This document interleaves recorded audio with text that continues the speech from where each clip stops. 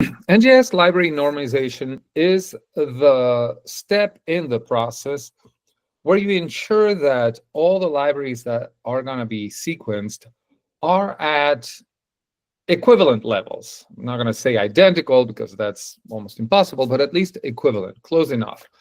And the reason that is important is because if you have some high abundance library, some very concentrated library, and you mix that with some, pretty sparsely concentrated libraries, you're gonna have a huge imbalance. I mean, your flow cell is only gonna give you so many reads, and if 99% of those reads come from one library and the rest is spread within the other 95 of them, then you're really not going to have a good way to compare the data.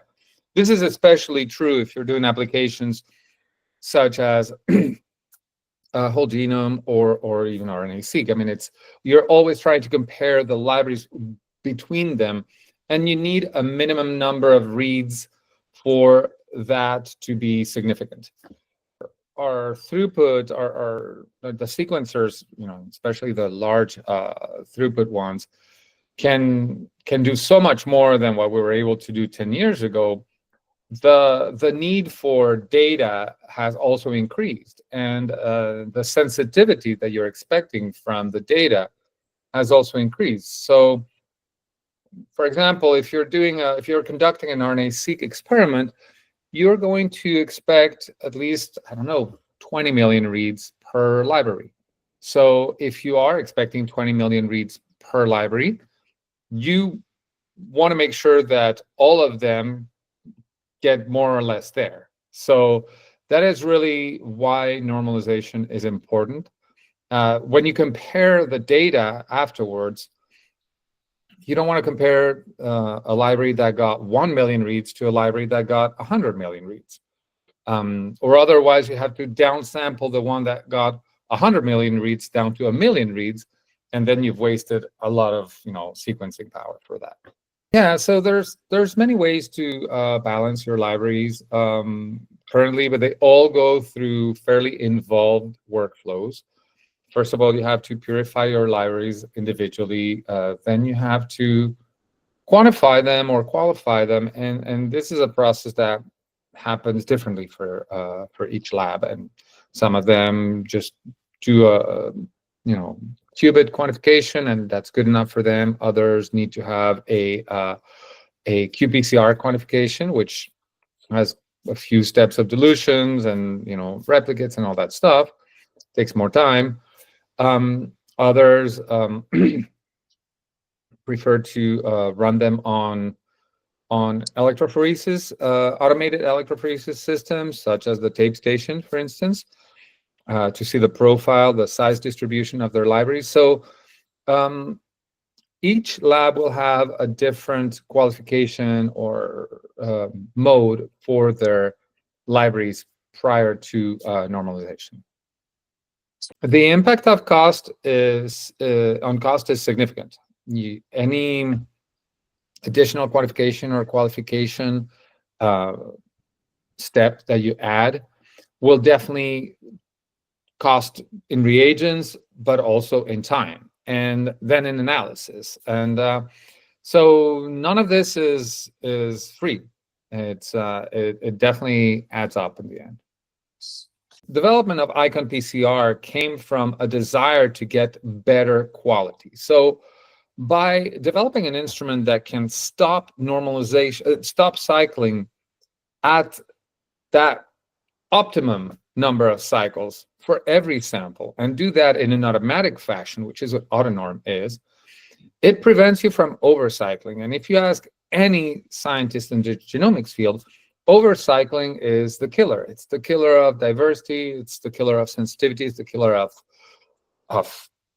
quality data. Nobody wants to sequence duplicates. Nobody wants to have to remove chimeras. Nobody wants to have to sort through artifacts that would have been avoided had you been able to just amplify the right number of cycles. Yeah, so iconPCR works by completely deconstructing the concept of thermocycler. So traditional thermocyclers are basically a block of metal, typically aluminum, that sits on 4 or 6 Peltier elements that heat and cool the block.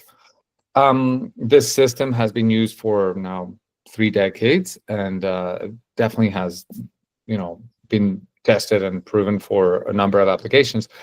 But still, when you put your 96 well plate in a traditional thermocycler, all those wells will go the same number of cycles. You can program it for 1 cycle, you can program it for 40 cycles, but well A1 will go through the same number of cycles as well H12. What we have done is basically, through incredible engineering, miniaturize the heating elements to a 9 by 9 millimeter pitch, so that each well has its own thermal element as well as its own thermal probe. And we control, therefore, the cycling of each well independently. So you can have a well cycling 40 times and the well neighboring to it to cycle 2 times or 3 times, whatever we decide. This is really what enabled AutoNorm. AutoNorm is the process through which we auto-normalize multiple different libraries.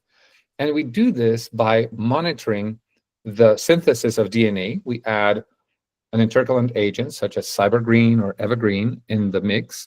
And as the fluorescence increases, we basically monitor the synthesis of the libraries in that specific well. What customers can do, what users can do, is basically just determine a condition or a threshold, if you want, which once it is passed, once you've passed that certain condition, then that well will stop cycling and be held at a cold temperature until every other well in that plate has reached their normalization. That's basically how AutoNorm works, and it leads to fantastic improvements in the workflow. What it allows you to do is now, instead of cycling your 96 libraries, purifying them individually, then quantifying them individually, and then normalizing them, because you know that they've all reached an equivalent level of amplification, you can just take an equivalent amount of all of them, let's say 2 microliters, pull them in one tube, purify them in one cleanup, and then just load that onto your sequencer. And there is an automatic balancing of the different libraries, which basically streamlines tremendously the workflow and gets you to usable data much, much faster and at much lower cost. AutoNorm enables normalization by monitoring the synthesis of libraries. We include a cybergreen or another intercalant agent, and then as the PCR cycles go and the signal increases, we can stop the cycling once each well has reached the threshold or the condition that we specified at the beginning. Once that reaction reaches, it stops cycling and it waits for everybody else. And that is what allows us to normalize and basically quantify, in this case, the different libraries that are generated. From there, you just pick up an equivalent amount of all of them, purify them in one reaction, and you're good to go. So challenging samples are always there, and anybody doing research knows that not every single sample will be high quality DNA or RNA at high concentrations. So the issue is that if you want to get data from a very degraded or low concentration sample, you have to cycle more. But how much more is hard to determine. Most kit providers will give you guidelines, recommendations, which do require you to have a pretty good knowledge of the integrity of your DNA or RNA, and if possible, of the exact amount of the template. In iconPCR, you don't need to know any of that. You just need to basically decide what the endpoint should be, what the the final goal or the final yield, desired yield is, and you just determine that. And then the system itself will determine the number of cycles that this sample needs to reach that. And that's the beauty of the system. You no longer have to wreck your brain to decide, oh my God, this FFPE RNA, is it really that degraded? I've frozen and thawed it a couple of times. Is it still at the same does it still have the same RIN that it had a few months ago? You don't need to worry about that. You just set the condition, you set the threshold, and once your sample has reached it, iconPCR will stop cycling. I think the metagenomics community is one that was really waiting for iconPCR, because more than any other application, they are so susceptible to the sins of overamplification. When you are characterizing microbial communities through 16S sequencing, any additional cycle past the optimal point will not help. It will actually create artifacts. It will create chimeras, especially if you're doing long sequencing. It will also obscure some minority species. So for people doing metagenomics, when they compare the data that they will get using their standard protocol to the data they get using AutoNorm, it was like night and day. There were species there that were completely obscured, that were not seen before in their samples. And the reason they could not see them is because thanks to this system, they are amplifying 7, 8, or even 10 cycles less.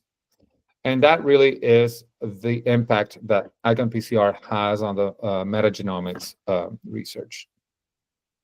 I truly believe that iconPCR will become the norm for library preparation. That as people experience the difference in quality and the difference in data output that they get when they amplify just the right amount, I believe protocols will be written with that in mind. And you know, a kit provider might have two versions of their protocol: a version when you have a conventional thermocycler, and a version if you have iconPCR. And those two versions will be dramatically different in length and in involvement.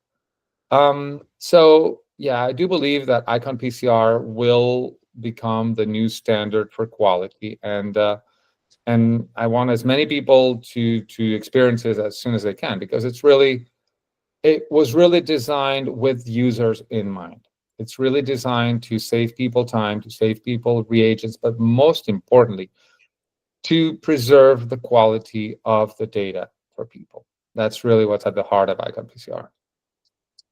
So you know that story when a little girl went in the forest and she came into a house in the middle of the forest, and she sees a table with 3 bowls of porridge, and she tries the first one and it's too hot, and the second one is too cold, and the third one is just perfect. Well, that's what we call the Goldilocks paradox. And the Goldilocks paradox is basically reaching that optimum condition every single time. And Grandma, that's basically what my company does. It's allowing people to reach that Goldilocks spot every single time without even having to try. So many stories where I talk to customers and they're like, listen, we don't need this. We already have our workflow set up for us, and it's fine because you know, our technician is perfectly capable of pooling everything and quantifying everything and normalizing everything, and she's been doing it for years. And then you turn around and you talk to the technician and she's drowning. And you see those kind of things a lot when you talk to people. It's not because it's working that it's working optimally, and that you are getting, again, you don't know the quality of data that you would get if you've never tried it.